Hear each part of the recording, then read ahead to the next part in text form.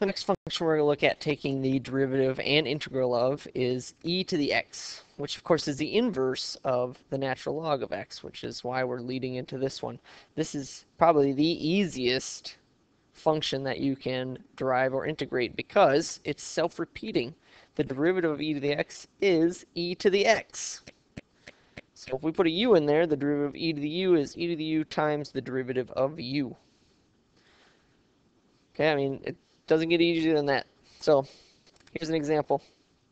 If I want to take the derivative of this function, it's going to be e to the sine of x, because the derivative of e to u is e to the u, and I'm going to multiply by the derivative of the inside part. So my chain rule is to take the derivative of sine of x, which is cosine of x. This is the derivative function.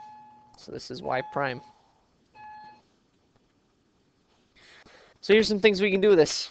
Okay, these are just reviews of topics that we've had when we were doing the derivative. If I want a tangent line at this point of this function, okay, that means I need to know the slope at this point. And the slope, of course, is y prime at this point at 1 comma e. Okay, so I'm going to find the first derivative. Since I have two things here and they're being multiplied together, that requires a product rule. So I'm going to take derivative of the first times the second plus the first times derivative of the second. Derivative of e to the x is e to the x. Okay, this is what y prime is. I'm going to plug this value in, so 1, this is my x value. I'm going to plug it in for my x's here and see what my derivative or what my slope is at this point. So I'm going to have 2e, okay, because times 1, e to the 1 is e, plus 1 times e to the 1, which is just e. 2e plus e is 3e. That's my m. Now I set up my equation, y minus y1, which should be e, y minus e, equals my slope, 3e times x minus x1, which is 1. Distribute, I get 3ex minus 3e, add the e over, so I get 3ex minus 2e. And if I graph this, remember, e is just a number, so I could plug it in. It's 2.71 something, something, something, something. I could plug it in and get an actual number here, and then I could graph this. Okay, so I'd start at -2 times 2.71, which would be just above -5, and then I'd use my slope to go from there. So don't let the e throw you off. It's still just a number.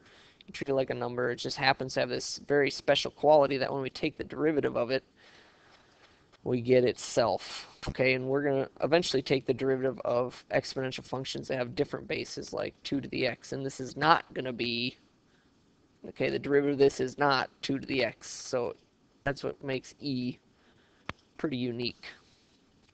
Here's a more complex derivative. If I want to take the derivative of this, I'm going to have some embedded chain rules in here. So the derivative of ln is 1 over the inside tangent of e to the 2x times the derivative of the next inside part, which is tangent. Derivative of tangent is secant squared. Oops, forgot the c. Of the inside part, which is e to the 2x, times the derivative of the next inside part, which is e to the 2x. Of course, the derivative of e to the 2x is e to the 2x, times the derivative of the last inside part, which is 2x. The derivative of 2x is just 2. And then I can rewrite all this as, let's see, all this stuff will become the top. So I've got 2 e to the 2x secant squared of e to the 2x all over the tangent of e to the 2x. Okay, and that's the derivative of this function. All right, now let's look at the integral of e to the x, all right, which is going to be easy for us to get because I can just integrate both sides here. The integral of e to the x. Okay, integral cancels derivative, and I get e to the x. Okay, and then I would have to put a plus c on here. So the integral of e to the x is e to the x plus c. So therefore, the integral of e to the u with the du, okay, so I would have a dx here, is going to equal e to the u plus c. So I'm not going to do any basic examples with this, but I am going to do a complex example with this. So here's my example I'm going to do. All right, what I want to do here is u substitution. So I'm going to look for an embedded function, and I see it in the bottom here. I've got this function, and it's raised to the second power. So I'm going to make that embedded function my u. So I've got e to the x plus e to the negative x. That's my u. So my du is going to be the derivative of this term plus the derivative of this term. Okay, this term is e to the negative x times the derivative of negative x, which is negative 1. So my derivative is e to the minus e to the negative x. Okay, and I have that up here. Okay, so I'm going to factor this 2 out because I don't need the 2. And then if I take a 2 out of this, I'm going to have my du. So we got du over u squared.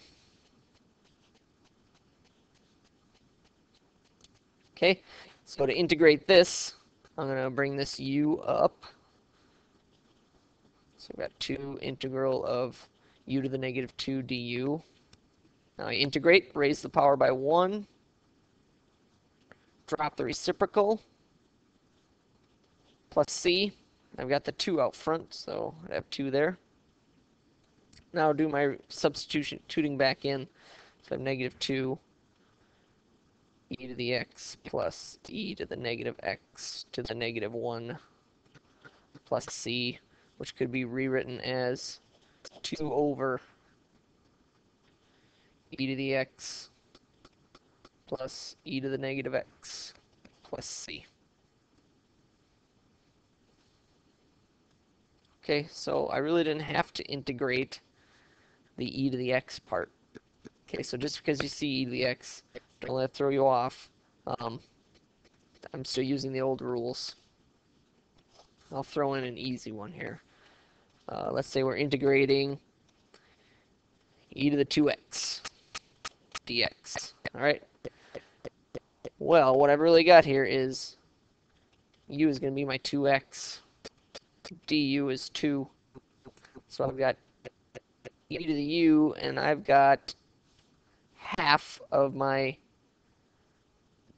du, because I've got the dx, but I don't have 2 dx, so I've got half. Okay, because I need that 2 on the inside. So I need a 2 here and a 1/2 here. So I've got 1/2 e to the u du. I'm integrating that. Integral of e to the u is e to the u, so I've got 1/2 e to the resubstitute u plus d. Okay, so e to the x, probably the easiest integral and derivative.